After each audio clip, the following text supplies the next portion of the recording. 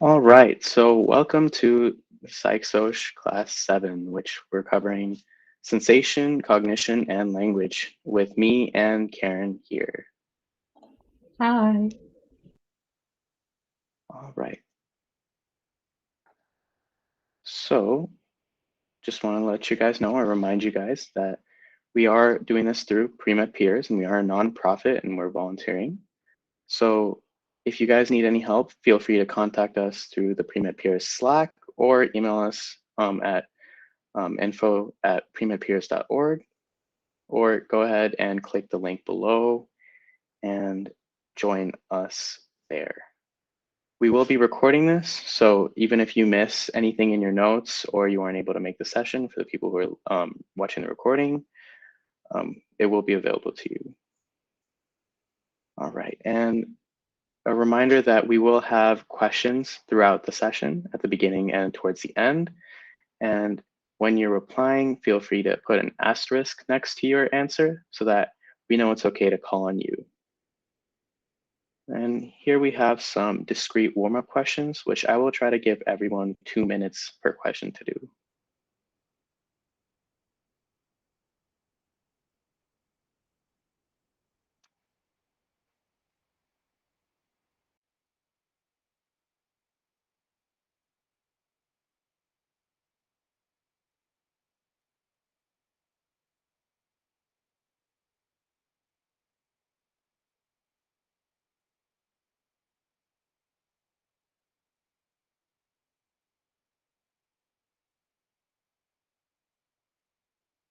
Feel free to unmute yourself if you have the answer or type the answer in the chat.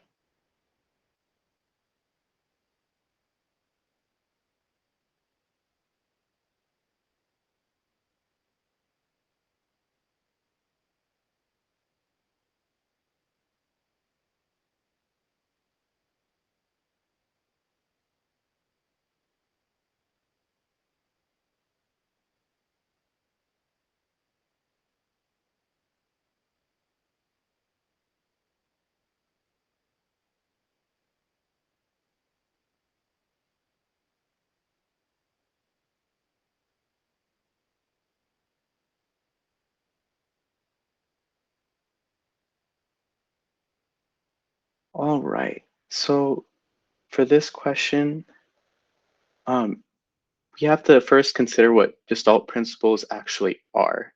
And Gestalt principles are a somewhat a kind of theory in psychology that says our brain, in interpreting things we see in life, tries to group things based on some sort of organization. So the what this helps us do is it helps us see things together in groups. And so the answer here would actually be C, because Gestalt grouping reduces the level of detail that we see in each individual observation, and it processes things, similar things, as a group. So when we consider it in a real life scenario, as we do with clinicians, they tend to use a large amount of data and group it into a particular diagnosis or a subset of symptoms, and so process it as a whole rather than each individual observation or lab result separately. So that's why in this case, the answer would be C. And here we have the second question.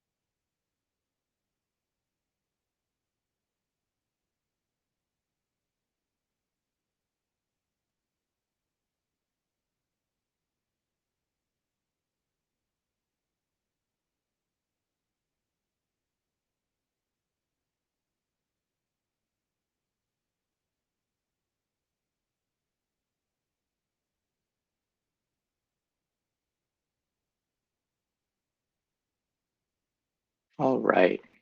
So for this one, the answer would actually also be C.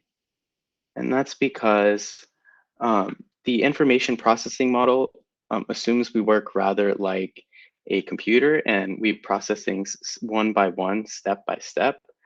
But since we are driven by principles like we just talked about, Gestalt principles, we can process multiple things at once and group them together. So we don't have to max out our attention span or our short-term memory. So in this case, the problem with the information processing model is that we can do multiple processes at once in interpreting the things we see. And then here is the third question.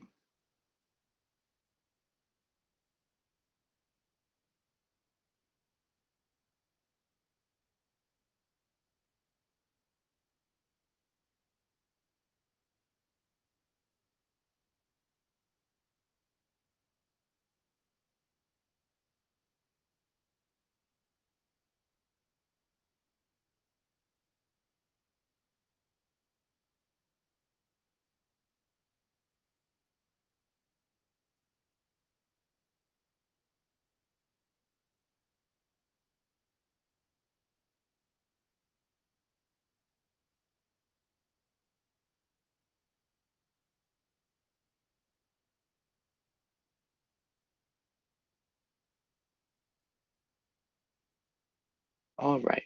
So to understand the concept of sensory desensitization, we have to understand what our senses actually do. So we have neurons that fire when we feel a particular stimulus. So in sensory desensitization, what happens is our neurons adapt to the stimulus and stop firing, which leads to our perception of the stimulus decreasing and eventually disappearing. So in this case, that would align most with answer D, where our nose or the sensors in our nose would start firing when we first encounter the smell, but over time, as the smell stays, our neurons will adapt and they will stop firing. The difference between desensitization and habituation. So desensitization is, I'm not 100% sure, but the way I would differentiate them is desensitization would happen in one sitting over time. So let's say you put on some clothes, and what happens there is through time, if you stop thinking about it, you'll stop feeling the clothes being on your body. And habituation, I think I would consider more of a long-term thing, but I'm not the I haven't looked too much into the difference between the two, so I would suggest also looking at it yourself just in case I'm completely wrong. But I hope that helped.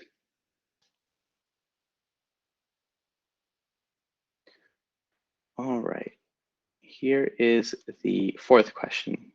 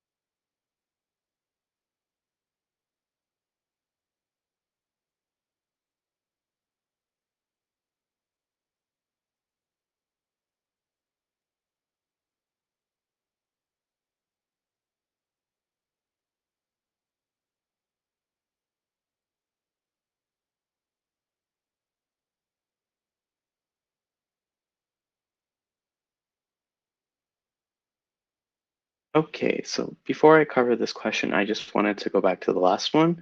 So I just looked into it, and from what I can find, desensitization is very, very similar to habituation. It just happens at a smaller scale with a stimulus that's not necessarily as strong and over a shorter period of time. So I hope Can that I comment helps. as well? Yeah, go ahead. Yeah, go ahead. So with habituation, kind of associate that term more with kind of the learning aspect of it. So in habituation, you're the focus of that term is kind of learning. So like for example, a dog reacting to something, the dog is learning not to react to that thing. So that's kind of what happens in habituation, and then desensitization is kind of the physiological um, aspect of kind of your brain training to not um, sense something. Does that make sense?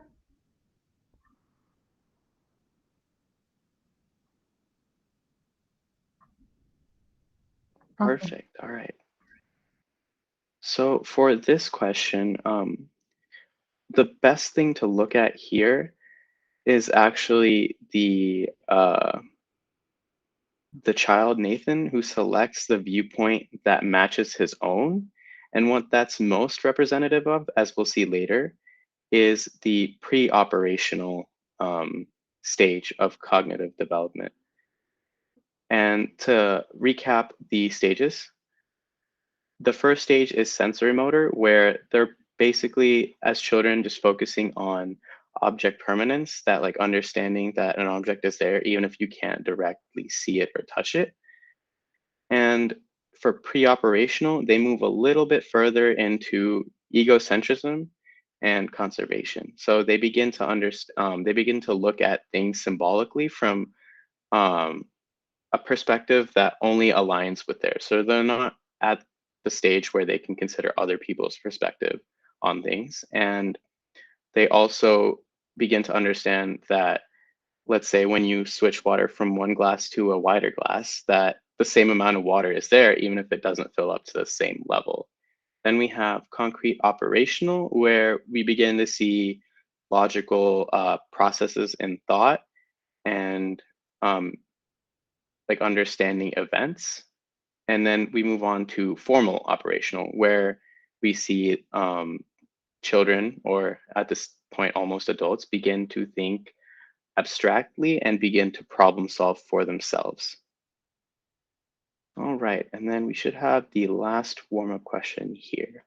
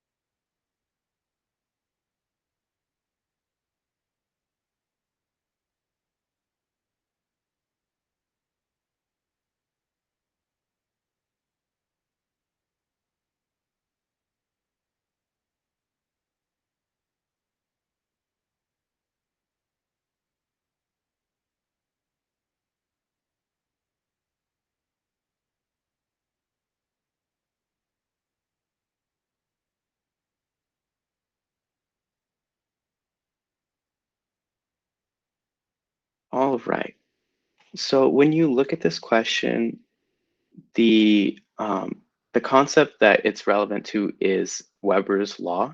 And Weber's law states that the ratio of a noticeable difference in a stimulus is based on the initial stimulus level. So in this case, that most directly corresponds to D, where we look at how the dosage increase that is noticeable, or to our body in this case, has to be directly proportional to the initial dose level, so we can make it significantly different. And I'll wait a couple seconds before we move on to the actual lesson.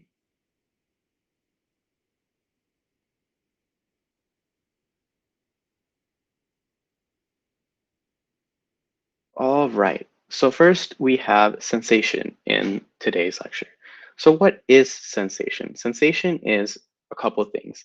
It is the conversion of the stimuli that we see from what we see it as. Maybe it's visual, maybe it's an audio cue, or maybe it's something we feel, into an electrical signal that the brain can understand.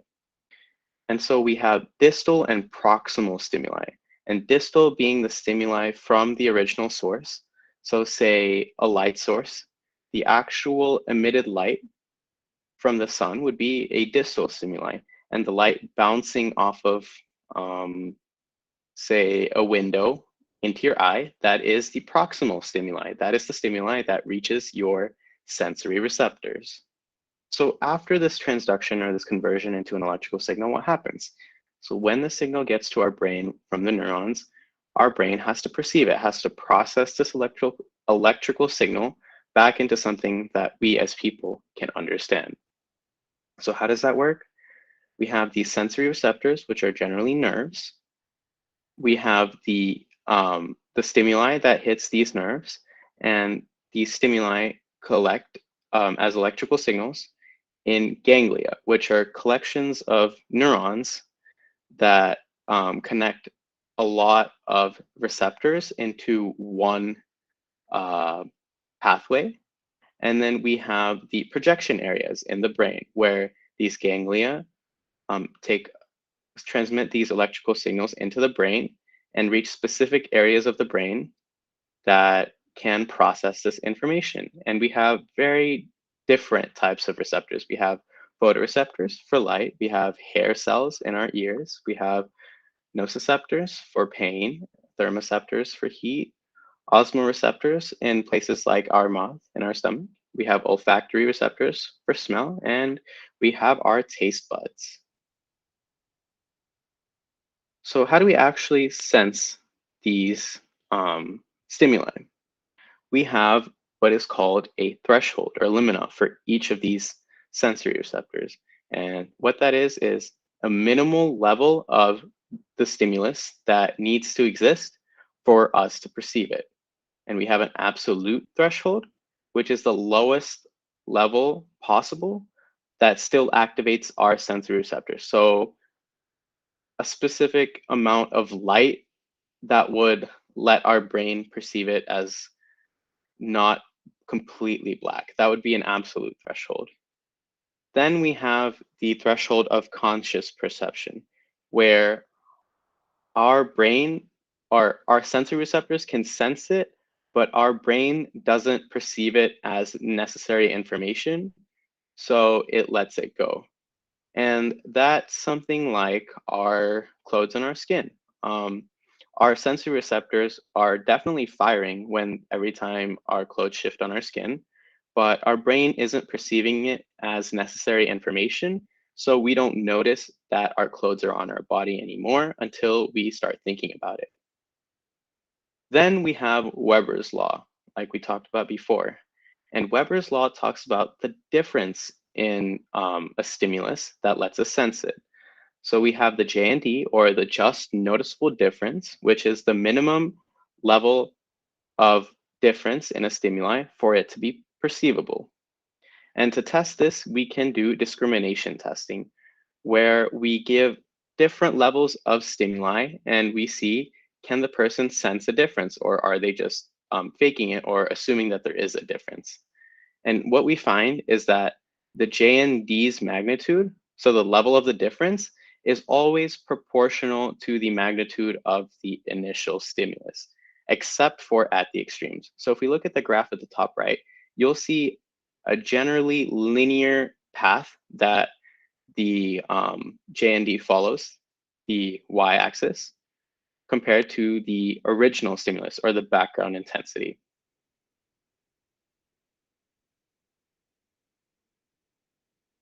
So just like discrimination testing, we can also use something called signal detection theory. which assumes that there are a lot of different factors outside of just our sensory receptors that affect our perception, like our memories of things, or our own psychology, or who we are in our social circles, or our personality. And these all affect the things that we can detect or things that we don't understand or don't perceive properly. So, for example, say we see a foreign food. We may not immediately identify it as food because it's not a food that is familiar to us. So to test this theory, we have, well, not to test this theory, but there is some sort of response bias that each person has from the development that we have had, whether it be psychologically, socially, or personality wise. And this response bias determines or at least influences how we respond to the things that we sense. And so to test this, we use what's called catch and noise trials. So we can, and if you look at the graphic on the top right, you can see there are four possible paths that this can take. We'll see that there are trials where we present the stimulus, and that's called a catch trial.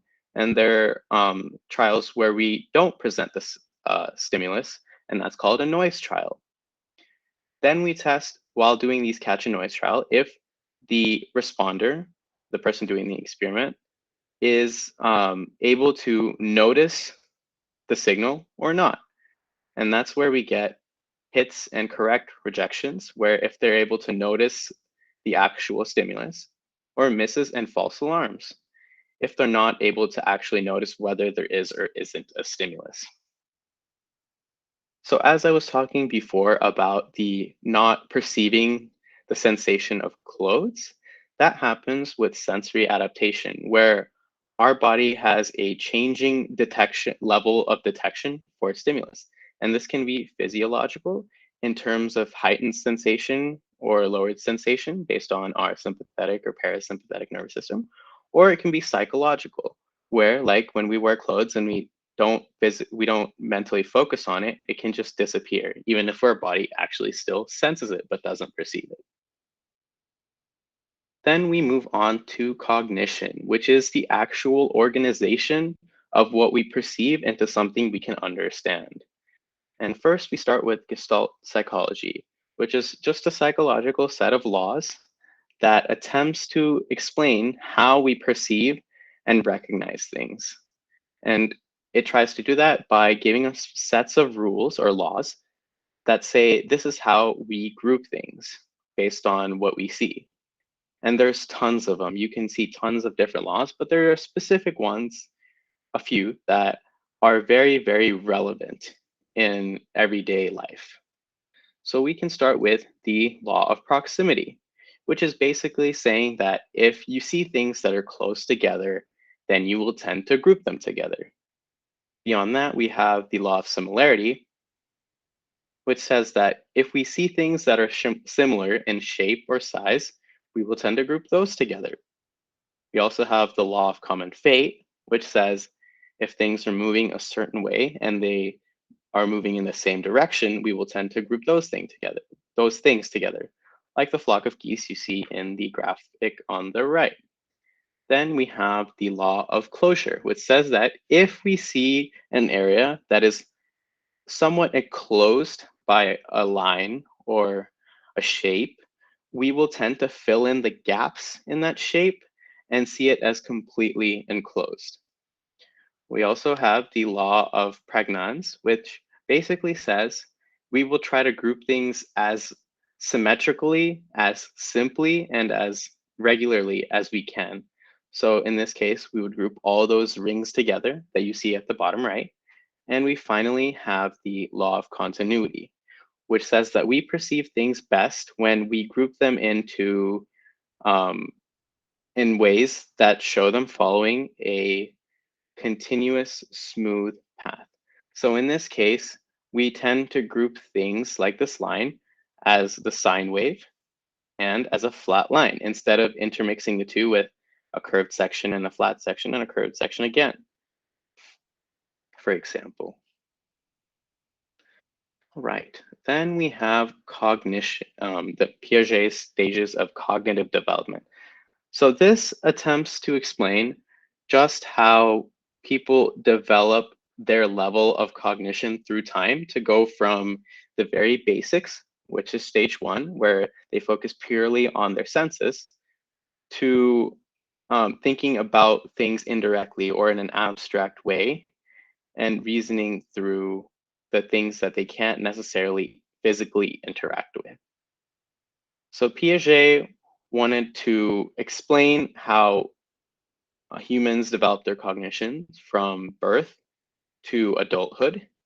And he started with the first stage from birth to 2 years approximately, where children use the senses that they have to directly understand their world. And so that can happen through our eyes, our ears, our mouth, our hands, our touch, and proprioception, our sense of place and movement. So in this stage, children tend to develop a sense of object permanence, like we talked about earlier, where they understand that things can still be there, even if they disappear behind something or you can't physically see them. And these skills are generally developed by the end of the stage. So it doesn't necessarily happen in the middle.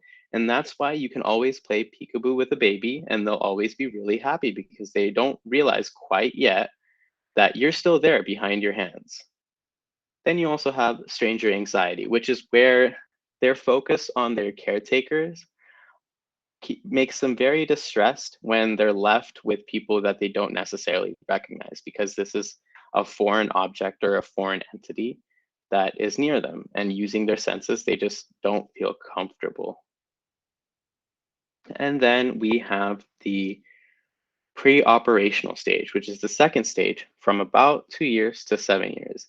And this is where children begin to expand beyond just their senses and they begin to use symbolism, where they understand that you can use other things like words or pictures to represent what they actually see and interact with.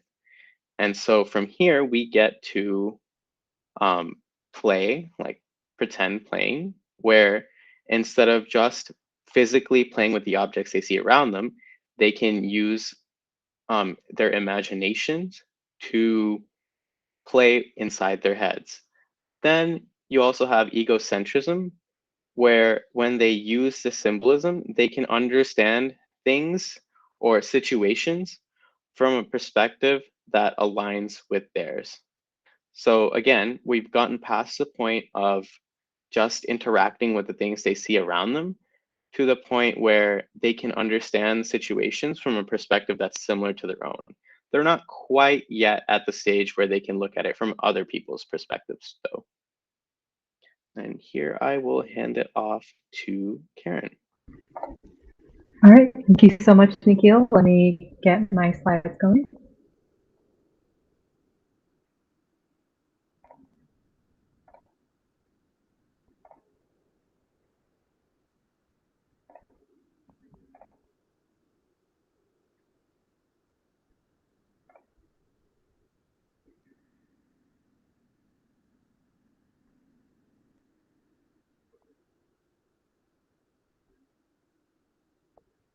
Okay, can everybody see my slides? Okay, awesome. So the last two stages of Piaget's stages of cognitive development, as you see here, they're the concrete operational stage, which occurs between around 7 years old and 10 years old for children, and the formal operational stage, which occurs at 12 years old and above. So what's the difference between concrete and formal operational? So concrete, children, during the concrete operational stage, children are kind of able to grasp kind of more, this is where they kind of learn like basic logic. So children are able to grasp real concrete events logically. They're able to understand the concept of conversion. So if you can changing something from one thing to another, so kind of an object changing from red to blue, and it's still being the same object, and as well as reversibility. So if you're playing with a glass of water and it and you freeze it and it becomes ice, and then you let it melt and becomes water, they're able to understand that at that point. So reversibility. A huge thing that you should know for this stage is that they learn the principle of conservation. So the most famous example for this is kind of when you have a child, um, you kind of you kind of have two glasses of water. One is like super tall and skinny, and the other one is very wide and short. Um, and you take water from the very tall cup and you pour it into the wide cup. And the principle of conservation states that you're able to know that the amount of water that got poured from the tall cup to the wide cup, the amount of water didn't change. So even though it looks different, it's organized in a different fashion. It's still the same amount of substance. Um, in addition, so kind of adding into like the basic logic, they're able to learn basic math skills as well. So if you remember from school, you start to learn like addition, subtraction, stuff like that. And then they they're able to overcome kind of their egocentrism at this point as well, and be able to develop empathy. Um, the formal operational stage takes it a step further. They're able to understand more than concrete logic, and they're able to expand into abstract reasoning. So from 12 years old-ish onwards, children are able to think logically about abstract ideas, hypothetical situations, they're able to form hypotheses and stuff like that, and they're able to solve novel problems. Another thing that they're able to learn is moral reasoning, so learning the difference between right and wrong. Um, and they can apply that to their abstract reasoning or their hypotheses. Um, so Piaget came up with these stages of development before really research was really solidified on this subject. But since then, researchers have found that not every child adheres to these age brackets very strictly. But the overall thing that they've learned from Piaget is that cognitive development tends to progress in a predictable fashion. So it is very typical to see a child learn these skills and concepts in this order. Um, if you get stuck on the MCAT, I always try to rely on kind of the numbers of it. So I always try to remember 0 to 2, 2 to 7, 7 to 11, and like 12 plus. That has saved me a lot of times. And usually in the problem, they will tell you how old the children that they're working with are.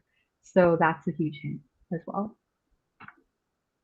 And here's a nice little summary photo of the stages, since I didn't have a picture for 3 and 4. So you got the baby, it's like kind of learning how to feel the cup, it's kind of learning how to look around at its surroundings. Pre-operational stage, you have the little kid, he's identifying that water as water, so symbolism. And then you have the kid kind of comparing, like what I said, the tall glass to the short glass.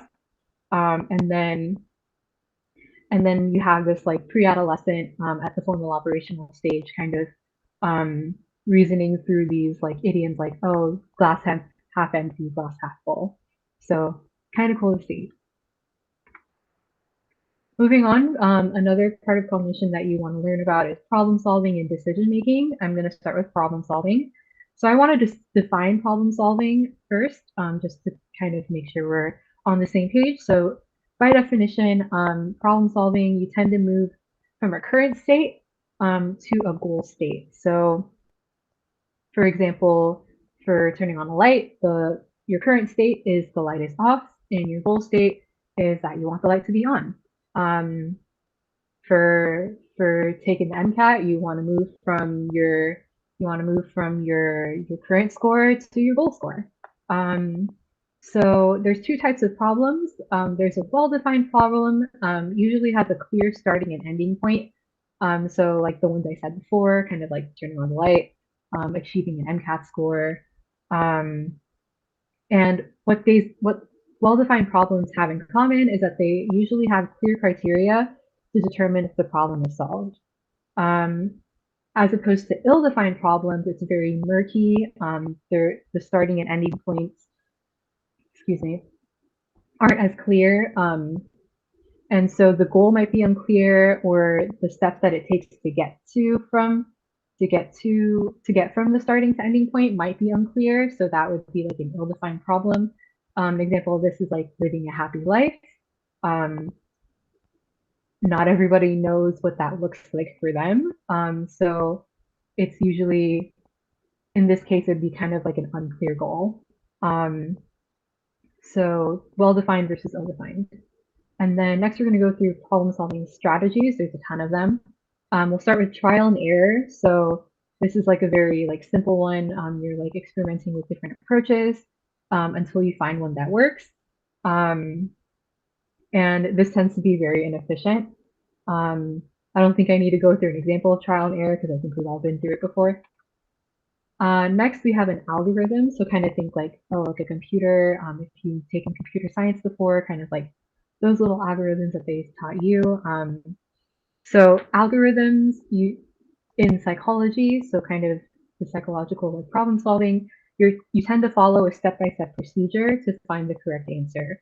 The good thing about that is that you're gonna find the solution eventually because you have the step-by-step procedure is designed to go through every single answer.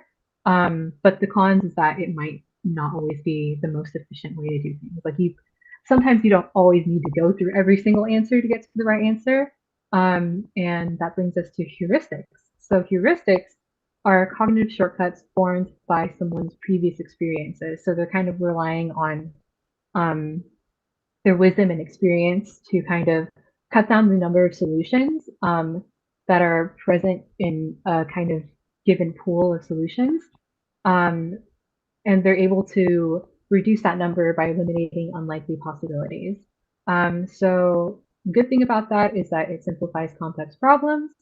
Um, but the cons is that since you're eliminating certain solutions, it's not guaranteed that you're going to find the correct answer within the batch that you choose.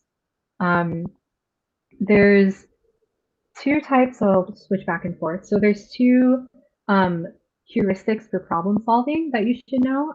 There's one called like a means end analysis.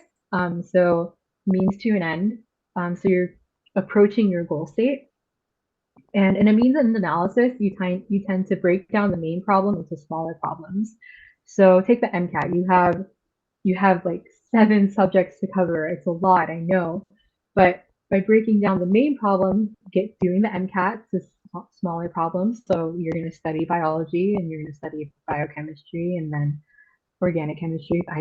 You know the subject, but you're breaking it down to smaller problems. And then from there, you can break it down to even smaller, like, oh, for biology, I'm going to do my practice questions. I'm going to read my content and stuff like that. I'm going to make my flashcards. And then in a means end analysis, you tend to solve the smaller problems in order of biggest to smallest. So starting with the one that keeps you furthest from your goal. So for example, if physics is your weak spot, means end analysis, according to means end analysis, you probably tackle that one first over, say, biochemistry, which you majored in and you know really well. Overall, though, the means end analysis, you're going from your current state to your goal state.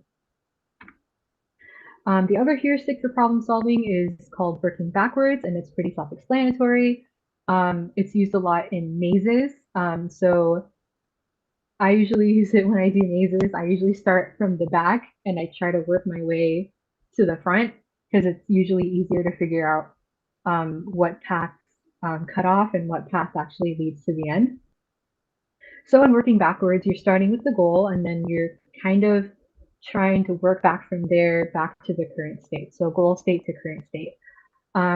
If you remember from geometry, like way back when, I never forget mathematical proofs where like it's like the given, and then you have what you're supposed to be getting to, and then you're either working, and then you're working like you kind, and then a way to do it is kind of like working backwards to approach that conclusion.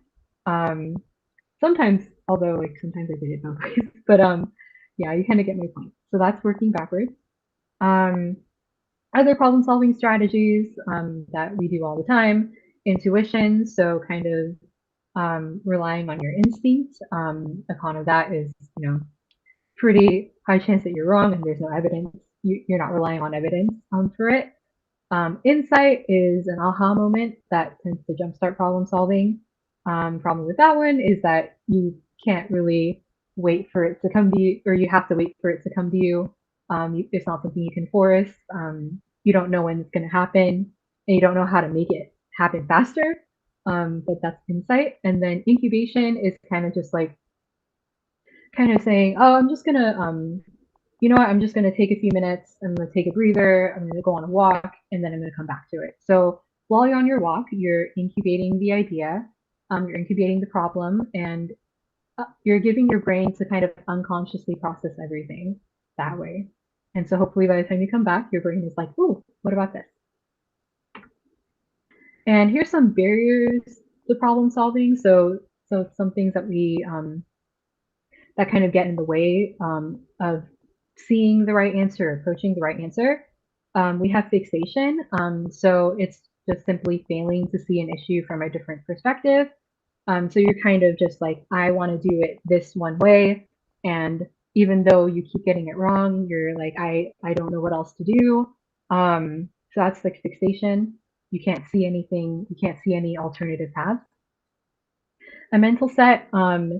So fixation can be due to a mental set, which tends to be fixating on answers that have been successful in the past. So for example, um, I was studying, so I'm studying physics right now, and I'm studying it the way that I studied. I'm using my biology study methods to study physics, and it's not working.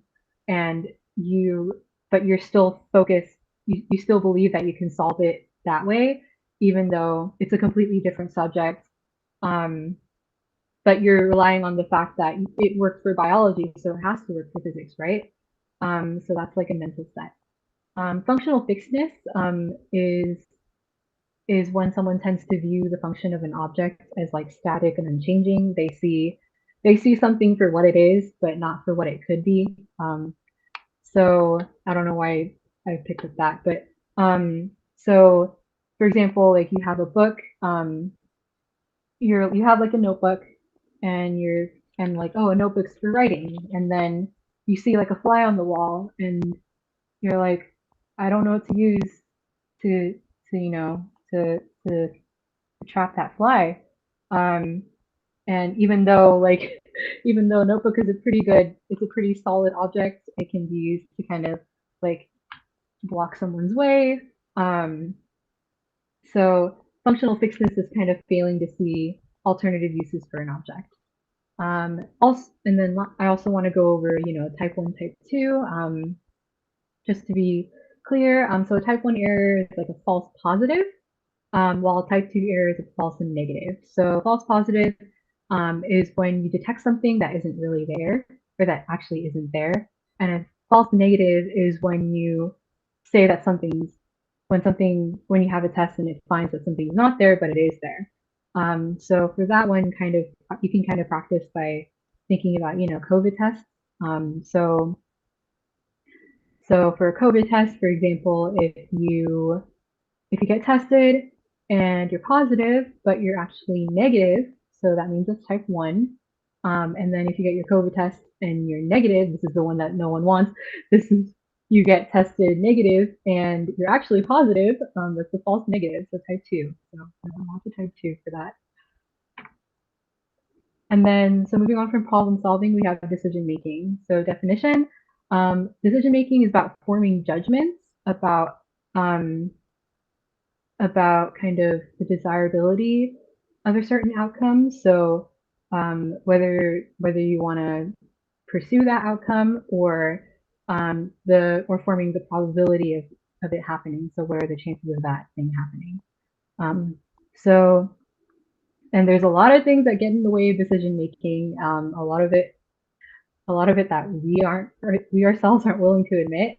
So let's start with the decision making barrier heuristics. I know there's the set of heuristics that are for problem solving, and those are useful. These heuristics are not useful and they get in your way.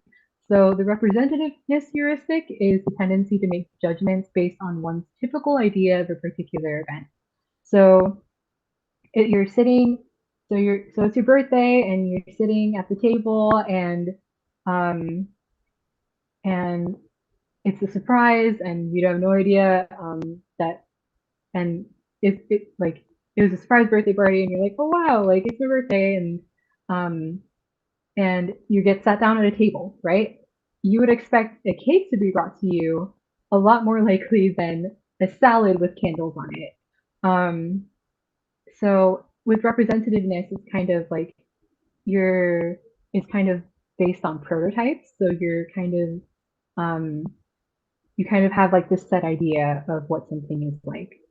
Um, Availability heuristic is kind of trying to rely on your memory um, to to come up with um, to come up with points in order to make your judgment. So, for example, um, a stranger, there's someone in your office, you're working in an office, and somebody coughs, and immediately you think like, oh my goodness, it's like probably COVID. It's like COVID because like my sister had it like 2 weeks ago, and like I've been trying to see if I got it from her, and I've been testing negative, but like I just don't know, and it's been on your mind, and so the fact that you even associated COVID to that person's cough without even knowing, without any evidence, is an example of availability heuristic. You're relying on your memories that are easily accessible.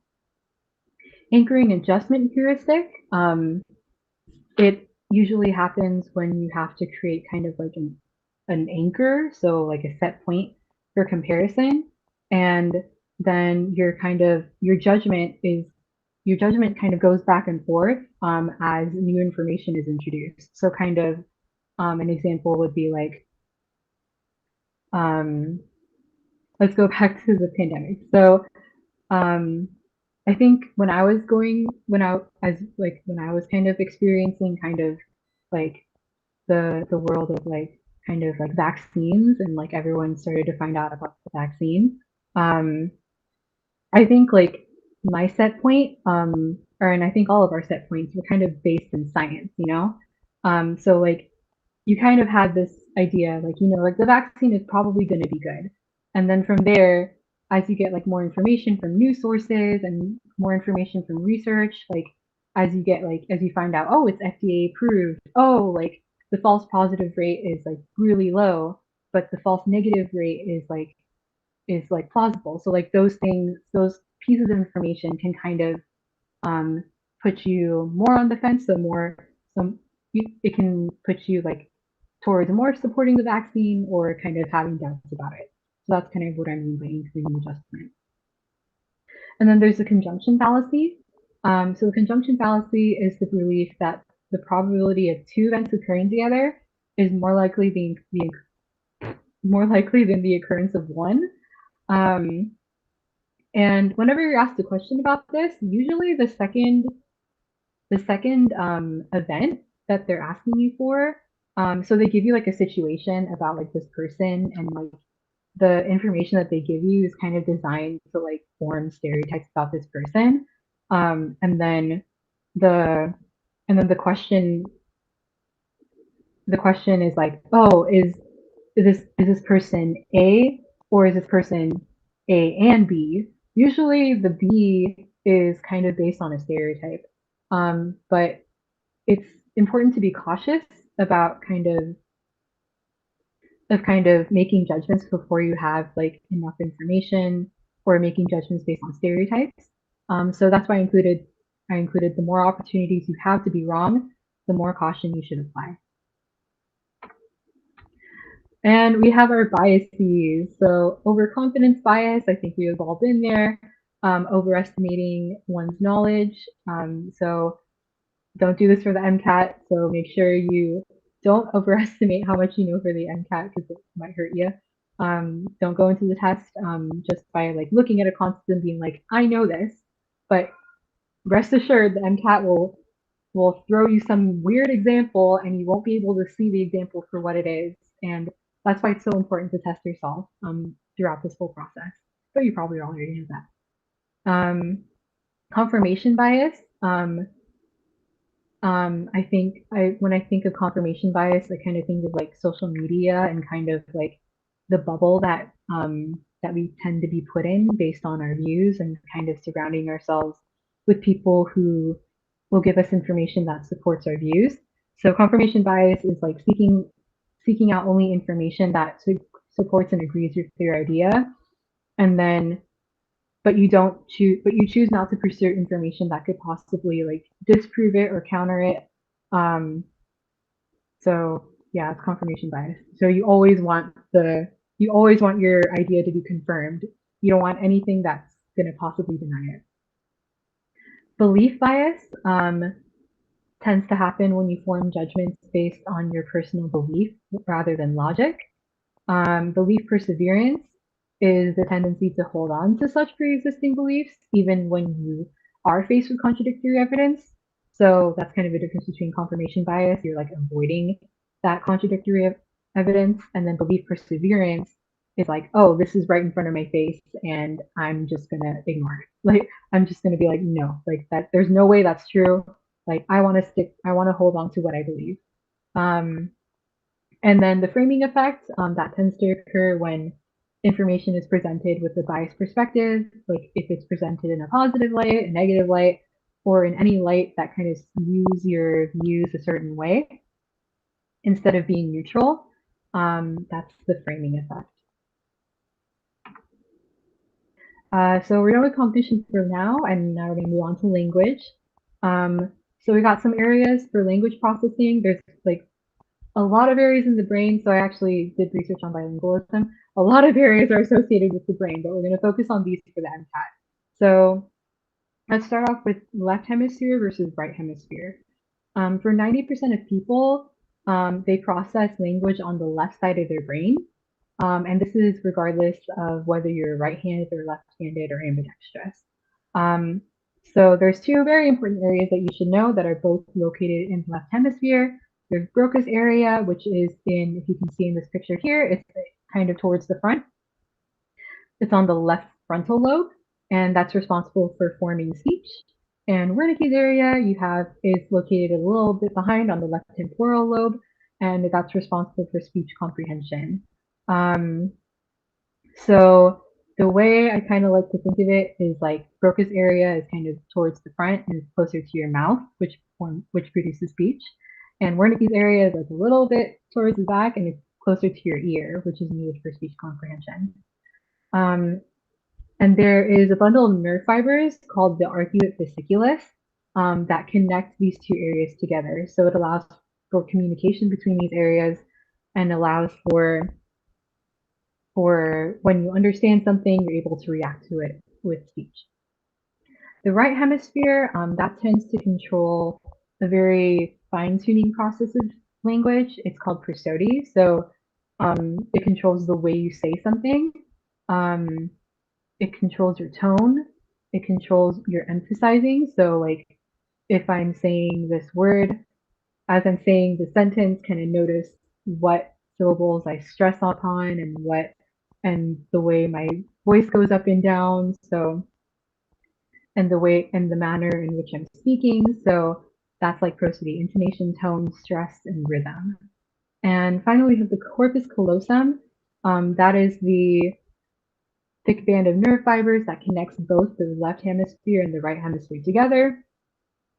And the very important function of this is to facilitate contralateral organization. So if you remember from kind of visual processing, you have your right side of your view is processed on the left side of your brain, and the left side of your visual view is processed on the right side of the brain. So that's going to be very important when we go over disorders in the next slide. So we got our disorders. So when we damage certain areas, what happens? So in Broca's aphasia, that's damage to the left frontal lobe. It damages the way in which you speak. So your speech is no longer smooth. It it it it messes with the way you produce your speech. So your speech ends up being broken and halted, not smooth like in the way I'm saying it. But at least But since your Wernicke's area is still intact, you're still able to process, um, you're still able to comprehend speech. So kind of when you have a disorder, kind of identify what's damaged and what is resulting in that and what isn't damaged and what the person can still do. So with Wernicke's aphasia, it's kind of switched around. So um, your production of speech isn't interrupted, so you can speak very smoothly, but your words are gibberish. So because you can't understand what people say, you're kind of just like speaking whatever. And yeah, you can't understand what people say. So a lack of speech comprehension. Global aphasia is the worst of the is the worst of the three. When both of them are damaged, you can't your speech is broken and halted. Words are gibberish, and you can't understand what people say. So it's all the bad things about the first two aphasias, unfortunately. Conduction aphasia is specifically damage to the arcuate fasciculus, so the connection between Broca's and Wernicke's areas. So they can't. So even though both areas are intact, they can't communicate with each other, and so even though you're still able to understand what someone is saying, you might not be able to repeat what they're saying. You might not be able to transfer that ability to your production of speech. So difficulty repeating words that are heard. And then split brain happens when you split the brain by cutting into the corpus callosum. And that affects, like I said, contralateral organization. So since your since the majority of your language processing is on the left side of your brain, um, what you can process, what you can process is the stuff on your right visual field. So that the stuff on your right visual field still has connection to your um, or am I saying this right? Hmm.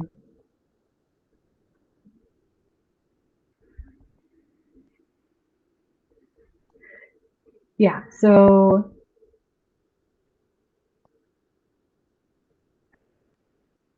I'm totally brain farting, but just remember that the contralateral organization is just moot. And on for and I wrote here on the left visual field, so you won't be able, since the left visual field communicates, it first goes to the right side of the brain. It doesn't have a way to kind of communicate to the other side of the brain, which has your language. Um, and so that's why you would have difficulty naming objects, if that makes sense.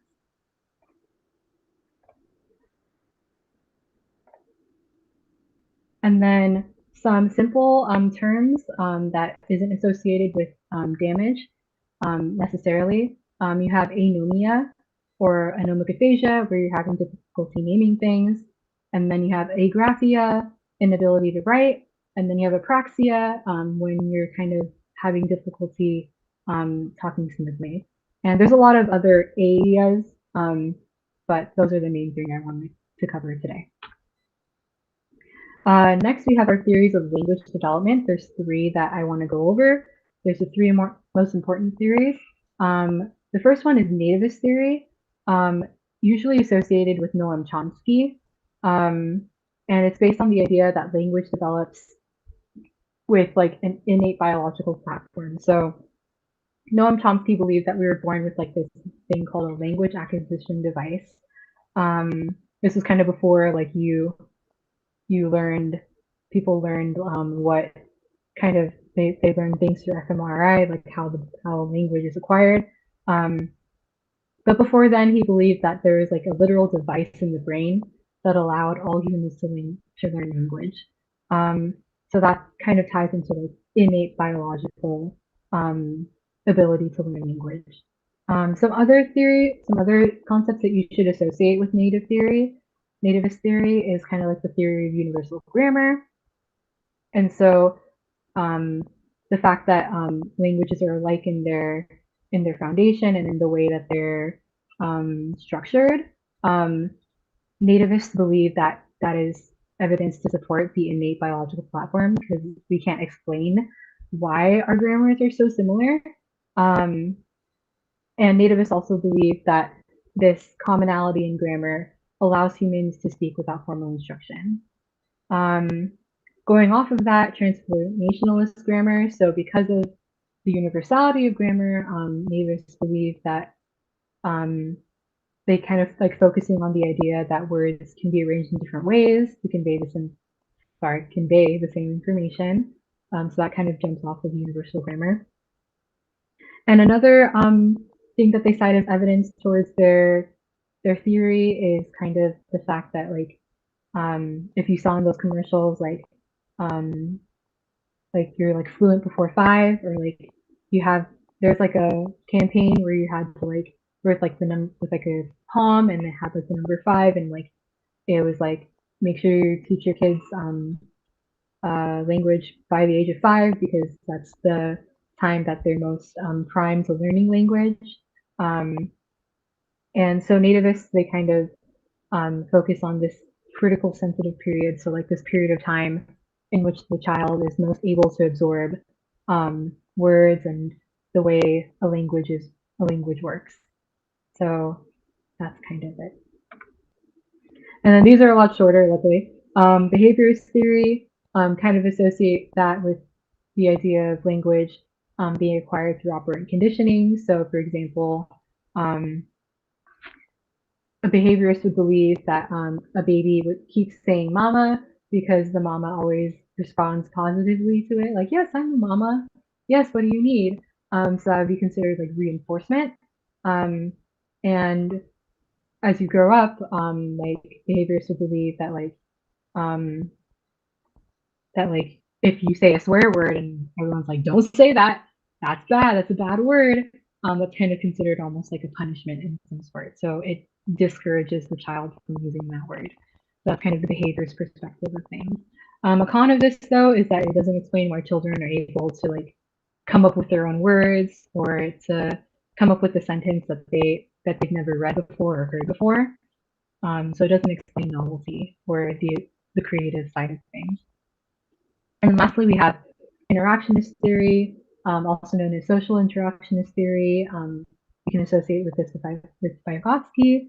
Um, and it focuses on the idea of kind of language being learned as a way to communicate with others. And that language is developed through using it more and kind of using it to interact with others based on usage and experience. Um, so it's a social cognitive model. So it's your brain is developing based on social interaction. And they usually like to point to an ideal an ideal interaction for learning language would be between like a child that doesn't know as much language and someone else that can like kind of almost like mentor them in a way. So like a developing child and a linguistically experienced elder that can kind of show them the ropes of like how language works.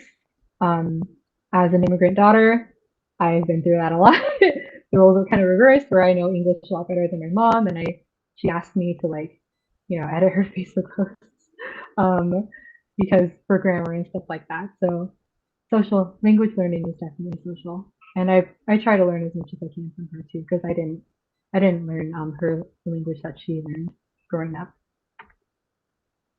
And so those are the theories on language development. And then we also have another set of theories on how language affects the way you think.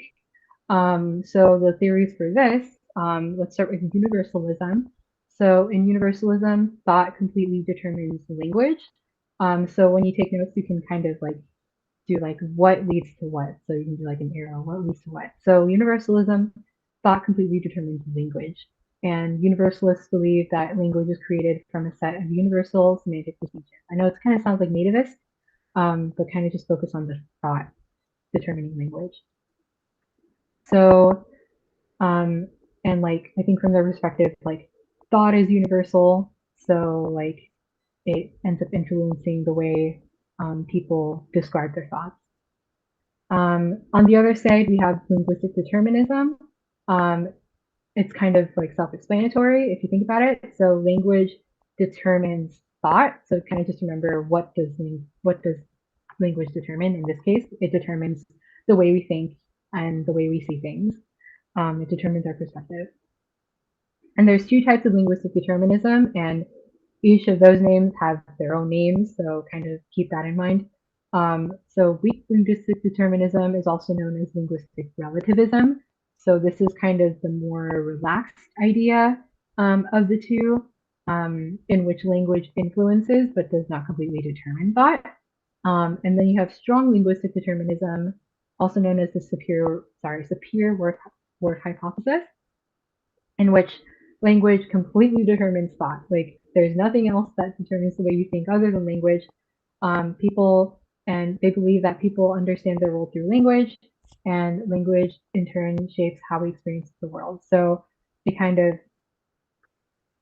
uses language as a jumping off point. So kind of just this is one of the most difficult things for me to learn. This like these these theories. So just make sure to like kind of practice and kind of make sure you memorize it. Um, and then we got two more theories just to throw it in. We have Piaget, which we just talked about with cognitive development.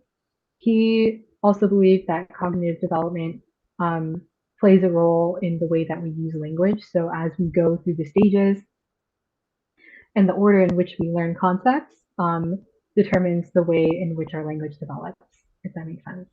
And lastly, we have Vygotsky's theory, in which he believes that language and thought, they kind of develop independently, but they tend to combine and they tend to like kind of meet up with each other through as someone grows up and as someone interacts with others. And we got two more slides, I promise. We're almost done. I just wanted to go over really quickly the basic timeline of language acquisition. So this is something you can try to memorize. So baby, when they're like almost a year old, they kind of just start babbling and they produce kind of these random sounds in an attempt to speak. And they're just like blah, blah, blah, blah, blah. So that's when a baby is like almost 1 year old. And then between 1 year old and 1.5 years old, the baby starts to be able to produce actual words, but they're only producing about one word per month. So like mama, and then dada, and then like the name of their sister or their brother.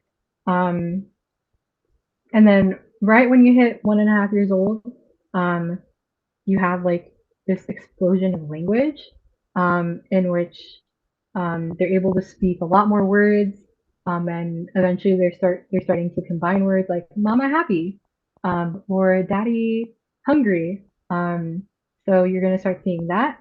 So they're gonna make like little tiny sentences, and then when they're like 2 or 3 years old, this ability to produce sentences gets more and more complex and advanced.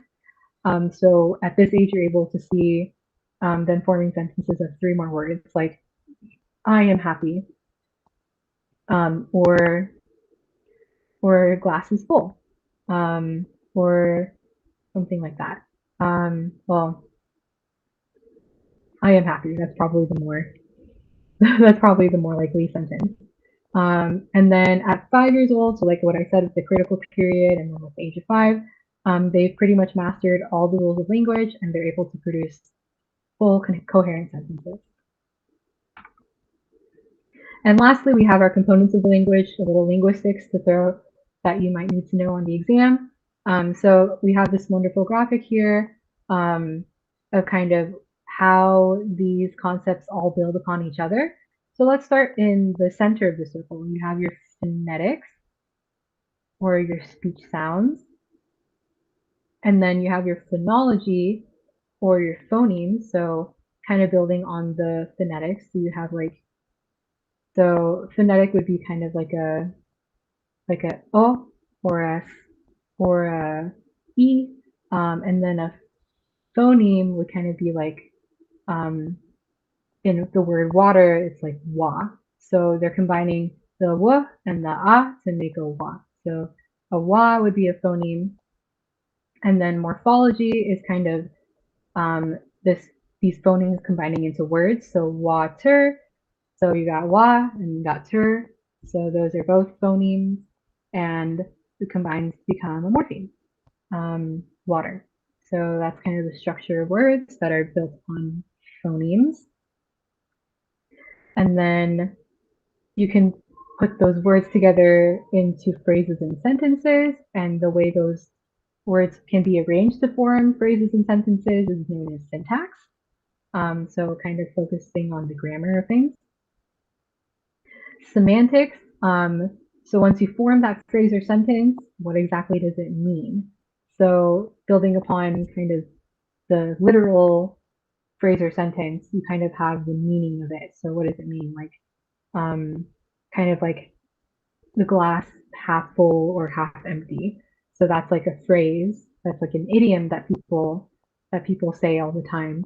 But semantics is kind of uncovering the meaning of what that actually means. So it doesn't. We're when we say glass half full, glass half empty, we're not literally talking about a glass. So there's that. Pragmatics kind of builds upon that as well. So, or actually, semantics is like the literal meaning. So like water is like it's a liquid. Um, a glass is a thing that contains liquids. Um, Pragmatics, I think that's more suited towards the idiom side of things, where you're integrating context and pre-existing knowledge surrounding a language. So an idiom tends to be phrases like that kind of tend to have like wisdom behind it, or like um, it's meant to imply a certain concept or something that it teaches you something even. So that's like pragmatic. So that's like the context surrounding the language. And prosody, like I said before, on the right hemisphere, is like the rhythm and cadence and inflection in language use. So as you're putting everything together and you're kind of smoothing out the way that you communicate, so that's prosody. And that's it for our lecture slides. Are you guys ready? Do you guys have any questions about the content? Oh, thanks, Tennessee. Oh, did she left a while ago, huh? Whoops. Um, okay. So is that the is that my passage, Nikhil? Yep. Okay. It just has a slightly different link. I was like, what is that? Oh, I see the link now within the link. Okay. So um so now we have our practice passage. Um Nikhil has put the passage in the chat. And I'm gonna give you guys about 9 minutes to do the passage. Jennifer, if that's okay with you. Um, are you there, Jennifer?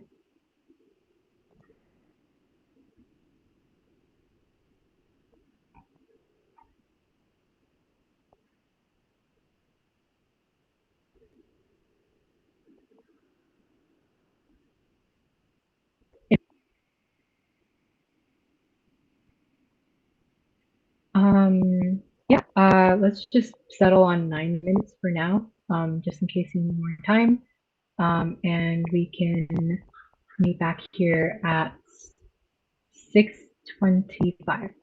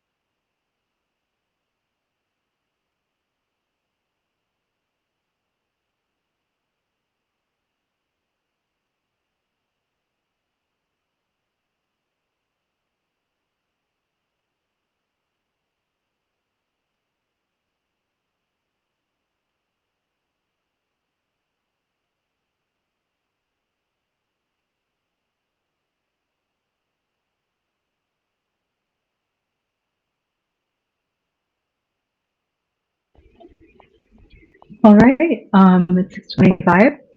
Uh, Hope you guys enjoyed the passage. Um, and I'm just going to go over the answers real quickly um, to this passage. And if you haven't noticed already, that it's a very language-based one, so kind of to balance out some questions in the passage. So the first answer to this question, the answer to question one is universalism.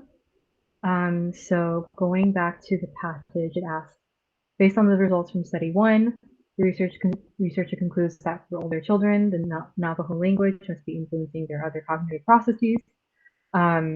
So in that case, language determining thought.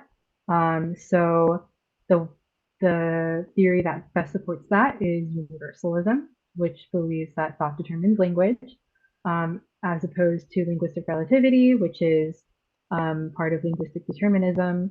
So that believes that language determines thought. Morpheum hypothesis also believes that language determines thought, but in a more rigorous sense.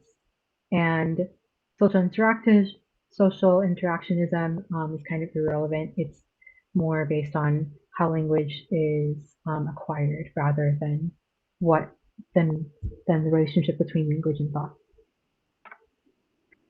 Answer to question two is control confounding variables. So the question for that was, in study one, the psychologist makes sure that all the children, whether they speak English or Navajo, grew up in relatively similar environments on the same reservation. So this is kind of like a study analysis, kind of research methods. So what is she attempting to do by taking this step? So forming a control group, not necessarily. Controlling confounding variables. So this is the best answer because you're controlling for environment and the same location. So even though things could be different on different reservations, um, and even on the same reservation, there might be differences in how people interact with language. So they made sure that the study groups were as similar as possible, so they can just study their they can just study the way they see language based on their age. Um, and so that's the right answer. Increasing generalizability, that's not the right answer. Um, Generalizability refers to how well the results apply to other populations, so that's not really relevant. Um, and decreasing internal validity, I think this would actually increase internal validity and not decrease it, because internal validity refers to how strong the cause and effect relationship is in the study. So by decreasing confounding variables, you're increasing internal validity.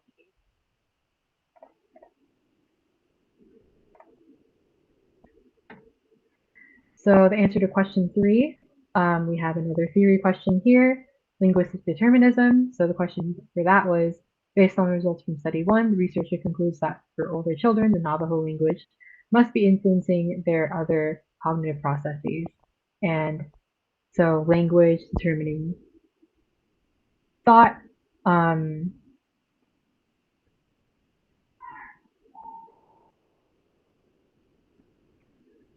sorry, I think I read the wrong question for question one, but question one was thought determining language, and then which is universalism, and then question three is language determining thought, which is an example of linguistic determinism.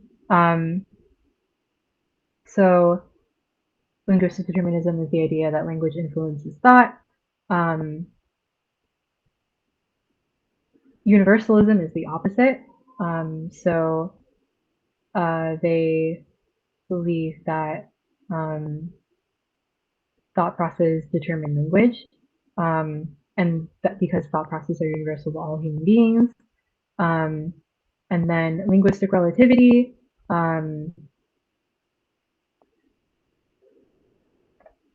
is kind of, um,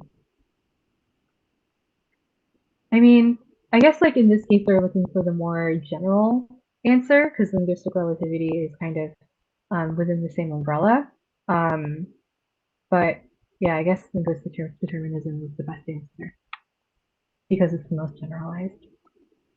Because we don't know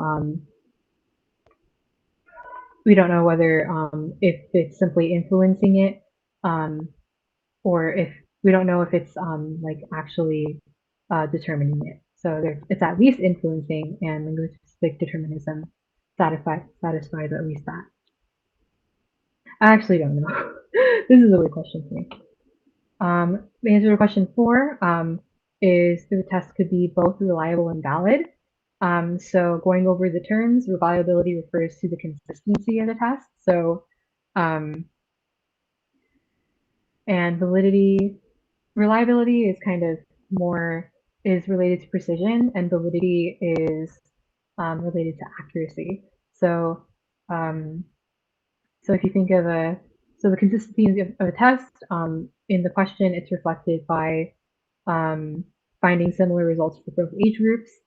And then validity is describing how well the test measures what it's supposed to measure. And that's verified using rigorous recruitment standards. So in this case, it's both reliable and valid. And lastly, we have a PHA question, and the answer is operational. So the first clue is like what I said with age. All the children in study 2 were 4 years old, and if you go into the age brackets, 2 to 7 is pre-operational. 4 years old follows under that. So based on the age alone, you could probably deduce that it's pre-operational. But the other clues that they've given you is kind of not understanding a person's viewpoint, so egocentrism, and so is also featured by kind of the ability to kind of use their imagination and assign human characteristics to non-human objects. So pretend play. So both pretend play and egocentrism are present here, and those are the two features of the pre-operational stage. And that's it for our passage. I hope you found it a good practice for the concepts that we learned today. And if you're interested in more passages, we have they're sorted here by kind of topics, so sensation perception, cognition, as well as language. Yeah, so we got tons of practice from Khan Academy. And some more tips for psych and soc.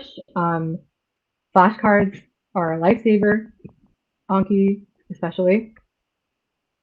Always use an example for a term that you're struggling to understand.